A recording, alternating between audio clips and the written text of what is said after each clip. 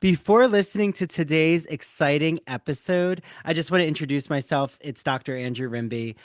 I am the host of the Ivory Tower Boiler Room, an arts and culture podcast. I'm so excited that you're listening or watching. Please make sure that you follow us on Apple, Spotify, YouTube, wherever you're getting the podcast. Please review us. Please share the podcast. It really means a lot. The more exposure the podcast has, the more I can book exciting guests. There's a Patreon. Ad free episodes are on the Patreon. I also release bonus content on there. I talk about our book club, which is free. We're discussing on February 1st Wuthering Heights in honor of the Emerald Fennel adaptation that's coming out. So if you want to join the book club, it's on Zoom. It's at 6 p.m. Eastern Standard Time. Just message me. I'll send you the Zoom link. Please make sure you're also following us on social media. We have a new TikTok account. It's Dr. Andrew Rimby. Long story short, I think TikTok could not handle the spicy queer male content that I was putting out there. So I had to create a new TikTok. I'm going to be extra careful now. Trust me. Also, Instagram, Facebook, Ivory Tower Boiler Room. I'll see you on there. And now, here's today's exciting episode.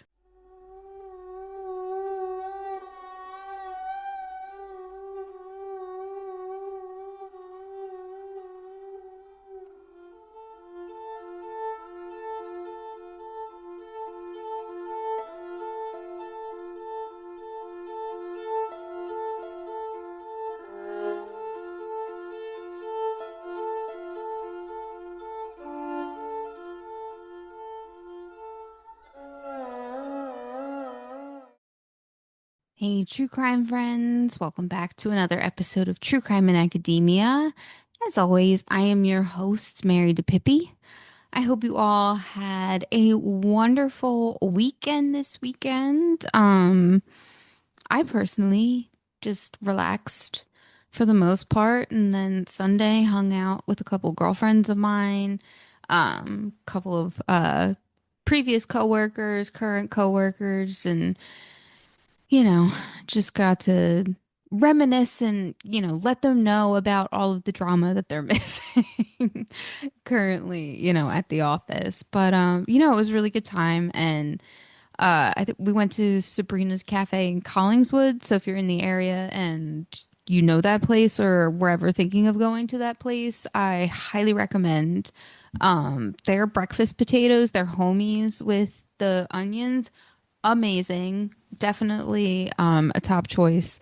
But still, like I was saying to my boyfriend afterwards, I was like, we have to go and I need to try lunch because that's something I haven't tried there from their brunch menu. I've only ever had breakfast items. So, which they're amazing, but I need to try something different. So, um, definitely if you're in the area, definitely need to check that out if you haven't already. The wait times are a little crazy just because it is such a popular place, but it is 100% worth it.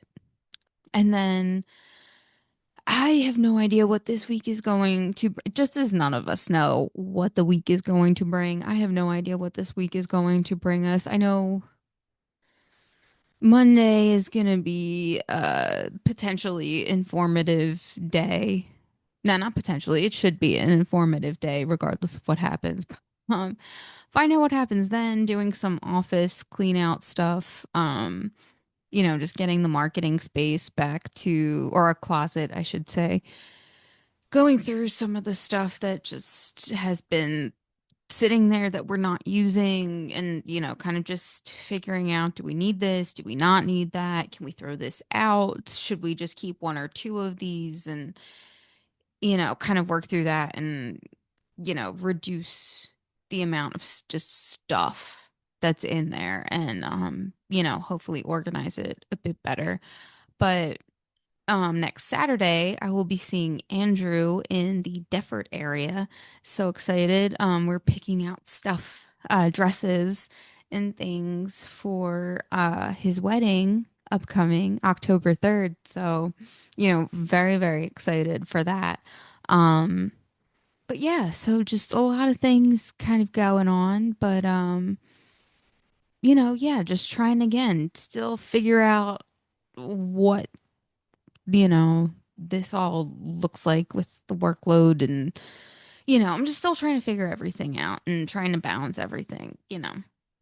So, but speaking of, I brought her name up, or not, but speaking of, not speaking of, but just a weird interlude way into our topic of discussion for this week. I mentioned her last week, or not last week, but the last episode, I mentioned her name. So I kind of just decided, yeah, why don't we talk about this? Because I haven't brought her up. So yeah, so we are going to be discussing in this week the case of Jodi Arias. If you haven't heard about her already, aside from this podcast, there are many other podcasts out there. There are plenty of documentaries if you want to do some additional information after listening here. Just a lot of information out there about this. So, but again, this case, I thought since it was brought up last week and, that we haven't covered it before, I figured might as well. So, we're going to actually take a little quick break. And then when we get back, we will get into the case of Jodi Arias.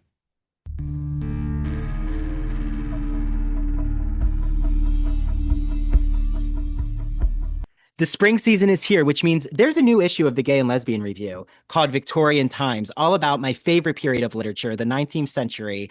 And you'll see a rugged Walt Whitman on the cover and the dandy Oscar Wilde. Well, guess what? My first article is now published in the Gay and Lesbian Review called Once Upon a Time in Camden.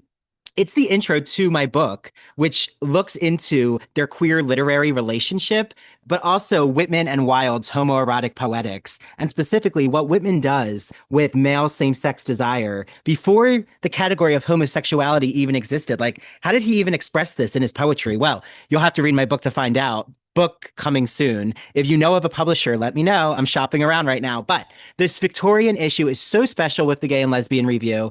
There's articles on Dr. Jekyll and Victor Frankenstein. I'm about to see The Bride, which I can't wait to see. And right, Guillermo del Toro's new Frankenstein is all the rage. There's an article on Monte Cristo's Women in Love, Tchaikovsky's Men. I love Tchaikovsky's ballet. I'm particularly an admirer of The Sleeping Beauty. One on Captain Cobb. There's film and TV shows reviewed like Heated Rivalry, Boots, Kiss of the Spider Woman, which, if you don't know, I had an episode with Jeremy Fox from the Gay and Lesbian Review, the managing editor, and Colin Carmen and Joseph Federico, and we talked all about Heated Rivalry. You have to listen to it. And Kiss of the Spider Woman, I keep recommending to everyone. It is an astounding film. Boots, I actually had the creator Greg Cope White on the podcast too. You'll have to listen to his interview. Also, if you haven't heard our episode on the kink issue of the magazine, it's really, really interesting. And the ethnography one. And yes, there will be an episode soon about the Victorian issue. So get your hands on the Gay and Lesbian Review. The digital subscription is really easy to get, glreview.org. The print subscription also, head on over to the website, click subscribe, use the promo code ITBR Choice. You get a free issue of the magazine. Choose the Victorian issue, will you? So head to their Instagram, their TikTok. I love the Gay and Lesbian Review. I get so many book recommendations, TV show, film recommendations. One of the films that I can't wait to watch is in this issue. I want to say it's pronounced Pillion or Pillion. I think I made a French there, with Alexander Skarsgård. So enjoy your reading, everyone. And if you're reading the Gay and Lesbian Review, please reach out to me. I want to let them know, that you all listening to this podcast are reading their magazine.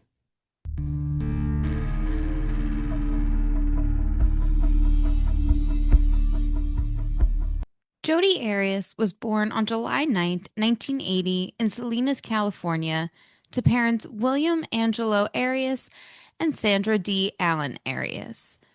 Now, for the most part, she had a normal upbringing. She was a little rebellious. In middle school, her parents had found a pot plant that she had been secretly growing out on the roof. And because of that discovery, that led them to search her room. And because of this, in what we find from Jodi's journals, is that for her, this felt like a huge breach of trust, and her relationship with her parents was kind of never the same after that. In the 11th grade, Jodi dropped out of high school and she worked odd jobs to make money. And it wasn't until about 2006 she found a job as a sales rep at a company called Prepaid Legal Services, or PPL for short. Today, this company is now called Legal Shield. But at the time, and still, I think Legal Shield is to this day, PPL was a multi-level marketing type of company that offers legal service products like identity theft solutions. Now, while on a work trip in Las Vegas, she meets a man there named Travis Alexander, and the two of them immediately hit it off. Like they were up until 4 o'clock in the morning having conversations and just spending literally every minute they could outside of conference, out of the conference, and even in the conference, just spending all of their time together. And a lot of coworkers and friends made comments about the chemistry between them and how, they kind of felt like, oh, this might be the woman for Travis. And they thought all good things about this, budding relationship.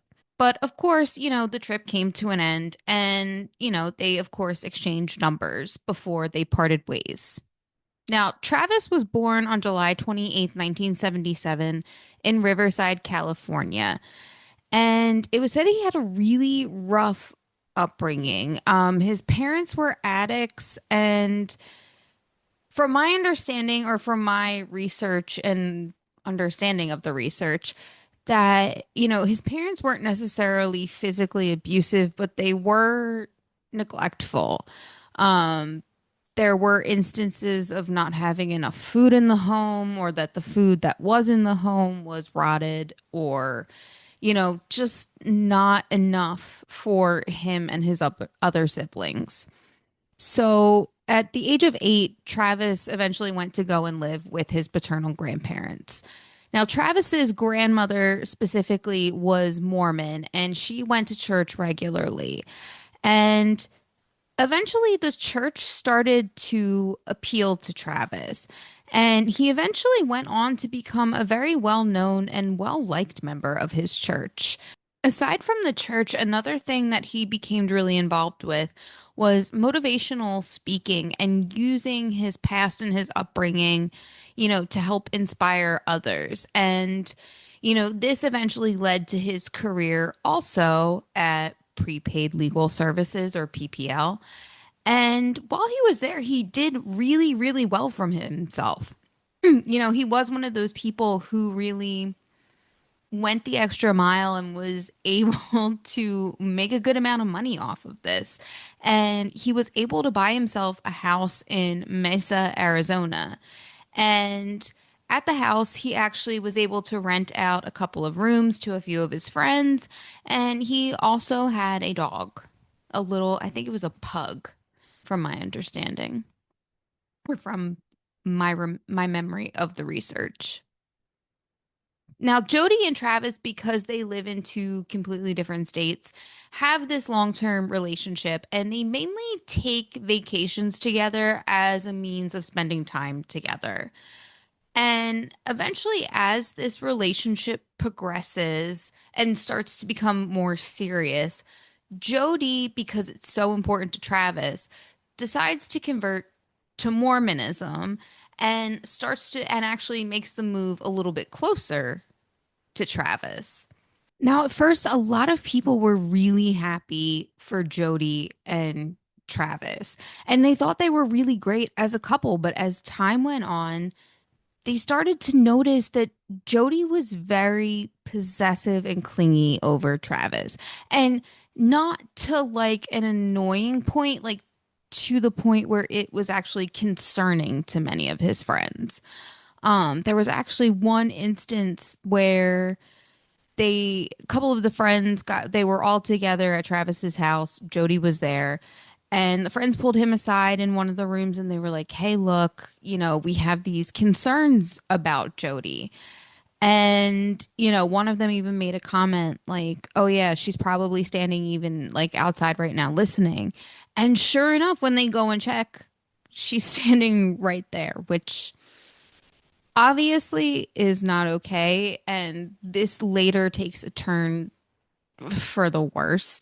Um, because, of course, this causes a rift in their relationship. And for a while, Jodi and Travis become on and off again. And eventually, Travis genuinely pretty much always gives in to her. But again, like the reasons that the friends are concerned are genuine because again, she was getting into that very stalker territory, like showing up at his house because she knew the garage code so she could get in. Sometimes they would even say she would come in through the doggy door, like just absolutely just showing up unannounced. Like again, very concerning, dangerous type of behavior between them.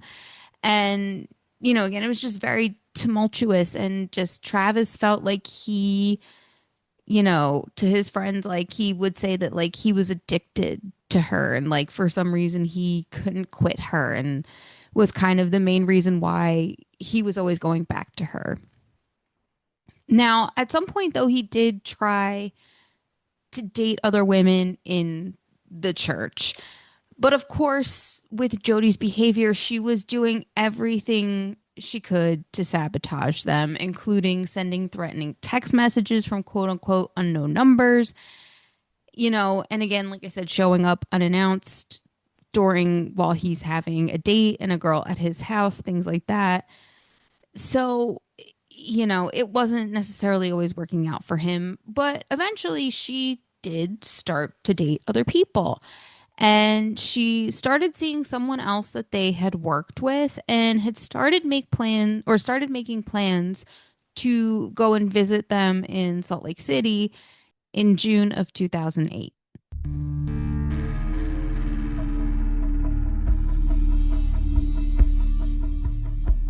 Are you a fan of classic Hollywood movies? Are you a fan of queer cinema? Then do we have the podcast for you. Hello, everyone. I'm Christian Garcia.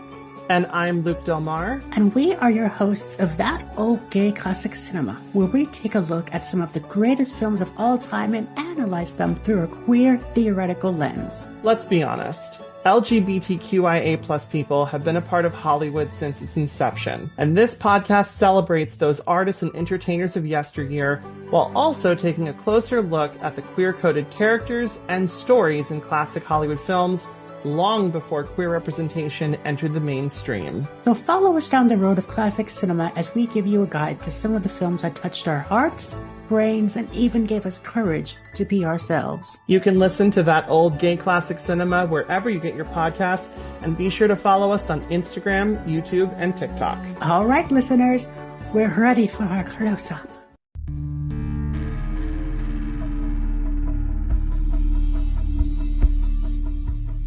During June of 2008, Travis was also planning on traveling around the same time that Jodi was, except this was for work, and he was planning on bringing his current love interest with him. It was said that the love interest herself, she wasn't particularly interested in a romantic relationship with Travis outside of just being friends, but that Travis had hoped that this trip was going to show her a different side of himself and maybe that this could blossom into something more. But the day before his trip, or earlier before his trip, he missed an important meeting. And again, this woman that he was bringing, she hadn't heard from him. So on July 9th, she and a few of Travis's friends went to his house. And when they asked the roommates if they had seen him, they had stated that they thought Travis had already left for this trip and that he was out of town and didn't notice anything out of the normal. So they all go up to Travis's room, and of course, it's locked. So the roommates search the house, and eventually they find a key to help them get into the room. And when they open the door, they find and see pools of blood in the hallway from the master bedroom into the master bathroom. So, the woman that Travis had been interested in, she immediately is kind of like, nah, I'm good. I don't need to go into the rest of the room and see what else is happening. I'm gonna go and call 911, you know. Um, and so she goes and she does that, and everybody else goes in to the room to find Travis. And they enter the master bedroom, or I'm sorry, they enter the master bathroom, and in there they find Travis's body in the shower. They absolutely stumble into a very gruesome scene. According to the autopsy, Travis's throat had been slit literally from ear to ear and was shot in the head. Aside from that, he also sustained 37 stab wounds. Also, according to that autopsy, it was stated that it was most likely that Travis was already dead before having been shot in the head. But again, that is a lot of trauma. Now, police arrived and processed the scene, and they noticed in the hallway from the bedroom to the bathroom that there was a bloody palm print. And then also, in the midst of some sheets that they found in the washing machine, there was a digital camera. Now, despite having been deleted, the police were able to recover those deleted photos. And what they found were some very private, very sexual photos of Jodi and some of Travis from the day of his murder. The last photograph specifically, or not the last photograph, but one of the last photographs of Travis alive was of him taken in the shower at around 5:29 p.m. Now, when the police questioned the friends of Travis, they of course mention Jodi's name, but Jodi herself couldn't stay away. She, in fact, called the police station twice to let them know that she had information about this case. And of course, when she didn't hear back from them the first time, she then called again. So, between the friends' allegations and the photos from the day of the murder, plus police were able to tie the DNA from the palm print to Jodi, police were able to bring her in for official questioning. And during the questioning, like everything's kind of fine and normal. But when detectives leave, Jodi, her behavior is very strange. She starts singing religious type music. I think specifically starts singing Amazing Grace. And then at some point she starts doing handstands and just, again, very odd behavior. Um, as someone who is just always very interested in psychology and things like that, um, I'm very intrigued by just what stress can do to the brain.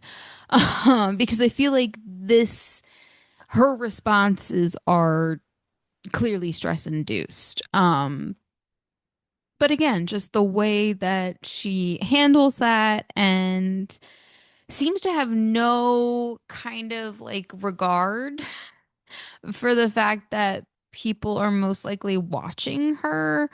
Um, a little strange, but again, I guess, if you're being questioned for a murder that you absolutely did commit, I can't say one way or the other that response is necessarily awkward. But of course, the police who are viewing this are like, what the hell is she doing? So of course at this point police have enough to charge her. And uh, again, along with the weird behavior, she for some reason asks them like if she can just have a moment, to go to the bathroom, clean herself up, and put some makeup on before she gets, her mugshot taken. They don't let her. Um, but again, just another strange request. But at the same time, I don't know. It's the early 2000s, so like the internet is a prominent thing, so maybe she was thinking about maybe like how this would look if it got out on the internet and like, what she would look like. So, whereas today, like, obviously, we know that that's going to happen and, people feel one way or the other. Whereas, like, back then, I feel like it was still kind of a newer-ish thing. So, I think maybe that's why. But, I mean, again, who really knows why she asked that? Now, Jodi Arias pled not guilty to first degree murder on September 11th, 2008. But by then, her story had changed several times and would change again at trial. At first, she denied being anywhere near Arizona or Travis at the time of his murder. But then she changed her story and said that she did decide to go see him that day and that when she was at his house that two attackers broke in and she described them as being ninjas who like came in, murdered Travis, but then for some reason spared her life. Now, a couple of years later, she did redact that version, but then decided at trial to paint Travis as abusive and that she had actually killed him in self defense. Trial itself, I personally think was pretty degrading in some ways for both parties because the prosecution focused on the sexual relationship between the two and, exploited text messages and the 80 something thousand emails exchanged between the two of them. And, the sexting and things that occurred between them, and just them trying to paint her as this sexual deviant, jealous girlfriend, regardless of whether, regardless of the fact that she did commit this murder, and that, the prosecution was right to press charges. Again, their sexual relationship, I mean, does have something to do with it, but to focus that and centralize it as the main thing just doesn't feel right, in my opinion. But then again, you have Jodi on the other hand, who is trying to frame Travis as this abusive partner. And then again at trial throws out allegations of him being a pedophile, which were unfounded and most likely completely just made up by her and just again untrue because when they searched his uh computers and everything, like they didn't find anything like that. On May 8th, 2013, after about 15 hours of deliberation, the jury found Jodi Arias guilty of the murder of Travis Alexander.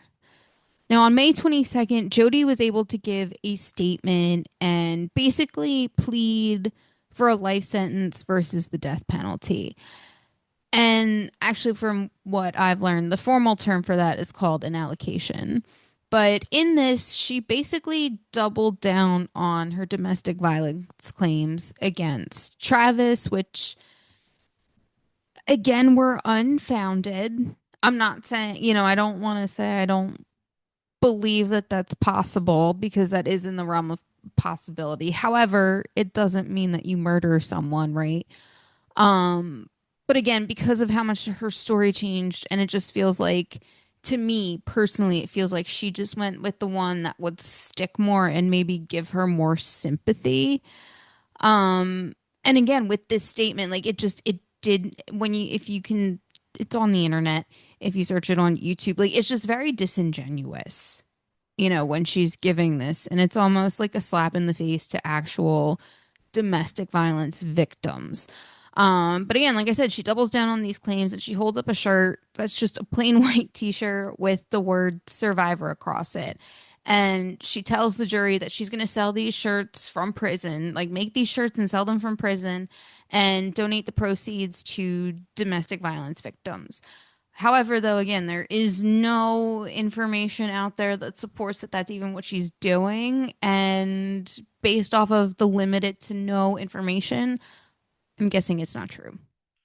Now, on May 23rd, the jury was considered hung in regards to her sentencing because this particular jury felt the weight of sentencing someone to death and just were very overwhelmed by it. They really weren't sure how to sentence her. And this process went back and forth. And, she eventually was given not a retrial, but a retrial for her sentencing.